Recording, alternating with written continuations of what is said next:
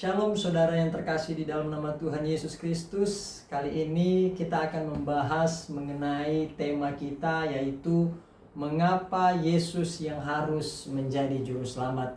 Yesus ini salah satu tokoh penting dalam firman Tuhan yang banyak sekali dibahas di mana-mana. Dan mengapa harus dia yang harus menjadi juru selamatnya? Kalau dilihat dari tokoh-tokoh, banyak tokoh-tokoh firman Tuhan yang sangat luar biasa, dekat dengan Allah, taat dengan Allah, hidup dalam kebaikan, hidup dalam kesucian. Salah satunya Henokh yang bergaul dengan Allah hingga akhirnya diangkat oleh Allah.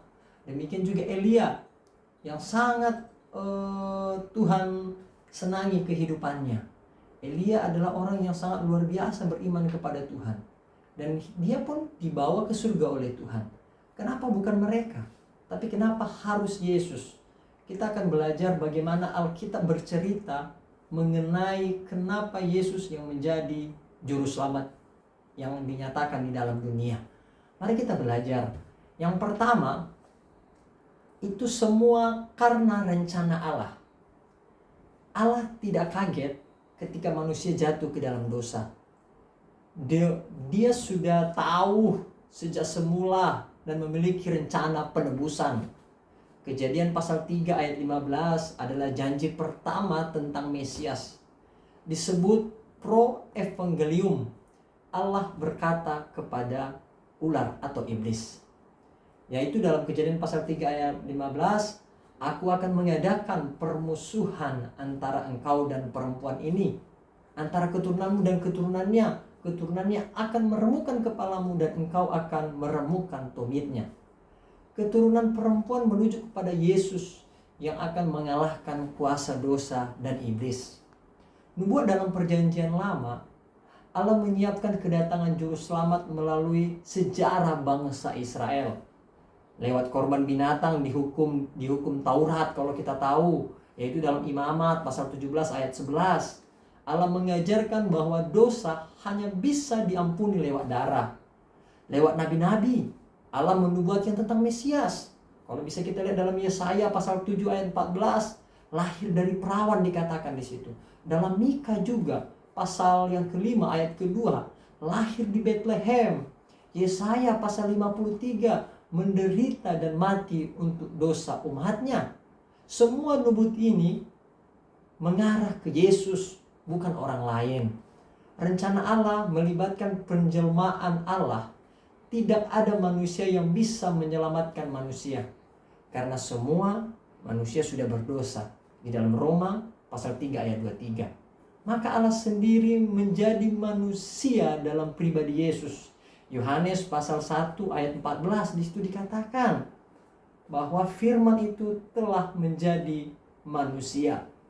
Tujuan rencana Allah memulihkan hubungan manusia dengan Allah yang merusak karena dosa, menyatakan kasih dan keadilan Allah. Kasihnya, dia mau menyelamatkan kita. Keadilan, dosa harus dihukum dan Yesus menanggung hukuman itu.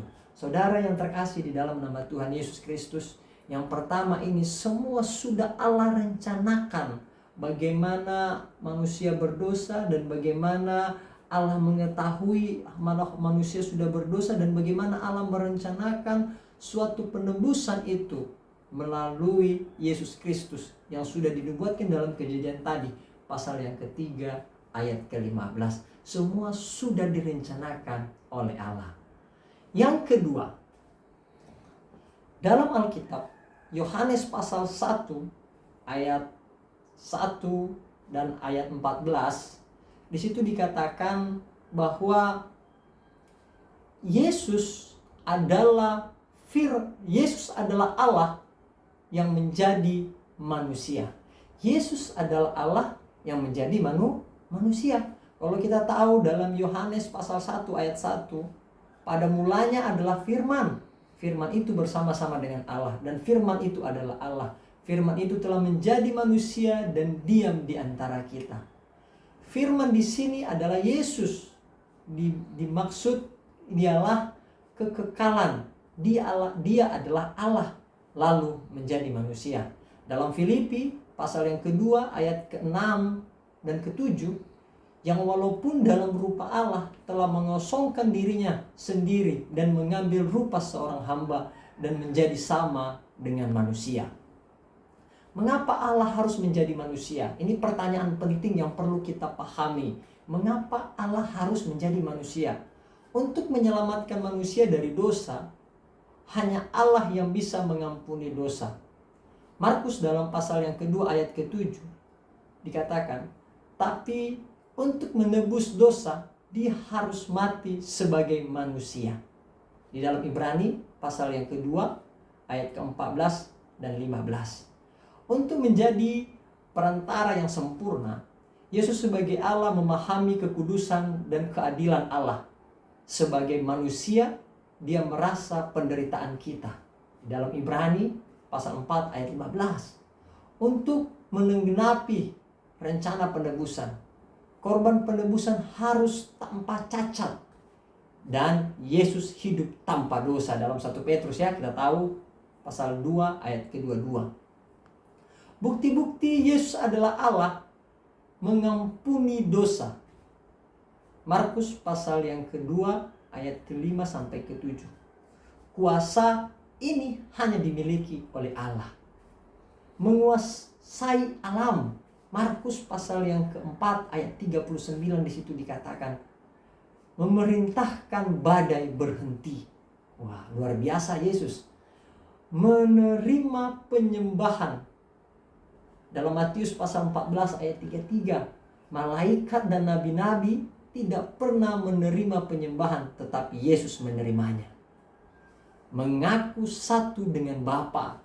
Yohanes pasal 10 ayat 30, aku dan Bapa adalah satu. Aplikasinya dari bagian keselamatan, kalau Yesus hanya manusia biasa, dia tidak sempurna sehingga tidak layak menjadi korban penebusan. Kematiannya tidak akan memiliki kuasa untuk menghapus dosa seluruh dunia. Karena dia Allah yang menjadi manusia, pengorbanannya memiliki nilai kekal dan berlaku bagi semua orang yang percaya. Yang ketiga, Yesus hidup tanpa dosa. Kesaksian Alkitab, beberapa ayat menegaskan bahwa Yesus benar-benar tanpa dosa. 1 Petrus pasal yang kedua ayat ke-22. Ia tidak berbuat dosa dan tipu tidak ada di dalam mulutnya. Di dalam 2 Korintus juga pasal 5 ayat ke-21, dia yang tidak mengenal dosa telah dibuatnya menjadi dosa karena kita. Dalam Ibrani pasal 4 ayat 15, ia telah dicobai hanya tidak berbuat dosa.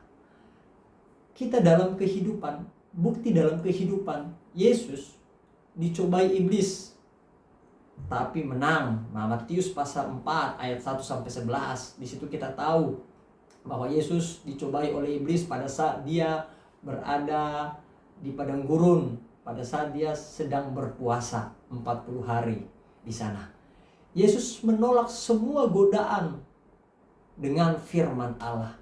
Hidup dalam ketaatan penuh kepada Bapa. Yohanes pasal 8 ayat ke-23.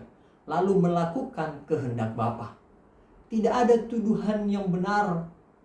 Pilatus berkata, aku tidak mendapatkan kesalahan apapun pada orang ini. Dalam Lukas pasal 23 ayat 4 di situ dikatakan, mengapa harus tanpa dosa? Korban penebusan harus sempurna. Seperti dalam perjanjian lama, korban yang dipersembahkan harus tanpa cacat. Imamat pasal 22 ayat 20 di situ dikatakan, korban-korban itu memang harus tanpa cacat. Kalau Yesus berdosa, dia butuh penyelamat juga, sehingga tidak bisa menyelamatkan orang lain. Dosa menimbulkan maut. Roma pasal 6 ayat 23. Karena Yesus tidak berdosa, maut tidak berkuasa atasnya. Itulah sebabnya dia bangkit. Dampaknya bagi kita, karena Yesus tanpa dosa, pengorbanannya sempurna dan diterima Allah. Dia menjadi teladan, dikuduskan bagi orang percaya dalam 1 Yohanes ayat pasal yang kedua ayat ke-6. Dia mampu menolong kita saat dicobai. Ibrani pasal 2 ayat 18. Yang keempat, kematian dan kebangkitan Yesus. Kematian Yesus, tujuan kematiannya menanggung hukum dosa manusia. Yesaya pasal 53 ayat 3, dia tertikam oleh karena pemberontakan kita. Roma pasal 6 ayat 23, upah dosa adalah maut. Yesus membayar harga itu di atas kayu salib, menggenapi nubuat perjanjian lama. Mazmur pasal 22 menyalibkan pakaian dibuang dengan undi. Zakaria juga dalam kitabnya pasal yang ke-12 ayat 10 memandang kepada dia yang mereka tikam. Menunjukkan kasih Allah dalam Yohanes pasal 15 ayat 13. Tidak ada kasih yang lebih besar selain menyerahkan nyawa untuk sahabat-sahabatnya. Kebangkitan Yesus mengapa penting? Membuktikan kuasanya atas maut dan dosa. Dalam 1 Korintus pasal 15 ayat 55 sampai 57, maut dikalahkan. Menanggung iman orang percaya. Dalam 1 Korintus pasal 15 ayat 17, jika Kristus tidak dibangkitkan, sia-sialah imanmu. Menjadi jaminan kebangkitan kita dalam Yohanes pasal yang ke-11 ayat ke-25, akulah kebangkitan dan hidup. Bukti kebangkitan, kubur kosong, ya kan, kita bisa tahu dalam Matius pasal 28 ya, ayat 6 dikatakan di situ kuburnya kosong. Penampakan kepada banyak orang, berulang-ulang Yesus menampakkan diri juga kepada murid-muridnya. Di dalam 1 Korintus juga di pasal 15 ayat 5 sampai 6 dikatakan di situ dia menampakkan diri. Perubahan hidup murid-murid yang sebelumnya takut menjadi pemberita Injil yang berani mati. Luar biasa, murid-muridnya berani menyampaikan Injil hingga sampai mereka rela mati untuk memberitakannya. Dampak bagi kita, pengampunan dosa karena kematiannya. Ya, dampaknya bagi kita kematian dosa, pengampunan dosa karena kematiannya. Hidup baru karena kebangkitannya dalam Roma pasal 6 ayat 4. Pengharapan kekal karena dia hidup, kita pun akan hidup. Yang kelima ini mengarah kepada Yesus adalah satu-satunya jalan yang ditentukan oleh Allah. Yang kelima, dasar Alkitabnya, kalau kita bisa lihat dalam Yohanes pasal 14 ayat 6 dikatakan di situ ya, akulah jalan dan kebenaran dan hidup. Tidak ada seorang pun yang datang kepada Bapa kalau tidak melalui aku. Kisah Para Rasul juga berkata dalam pasal 4 ayat 12, keselamatan tidak ada di dalam siapapun juga selain di dalam Dia. Dalam 1 Timotius juga pasal 2 ayat 5, hanya ada satu Allah dan satu pengantara antara Allah dan manusia, yaitu manusia Kristus Yesus. Mengapa hanya Yesus? Hanya Yesus yang memenuhi syarat keselamatan. Allah yang menjadi manusia mampu menjembatani Allah dan manusia.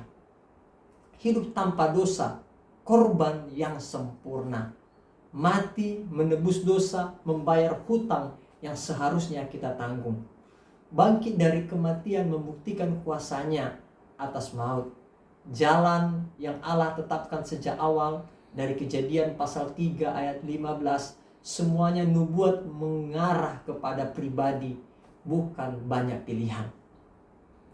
Bukan melalui usaha atau agama. Keselamatan bukan hasil perbuatan baik. Efesus pasal 2 ayat 8 sampai 9 di situ dikatakan.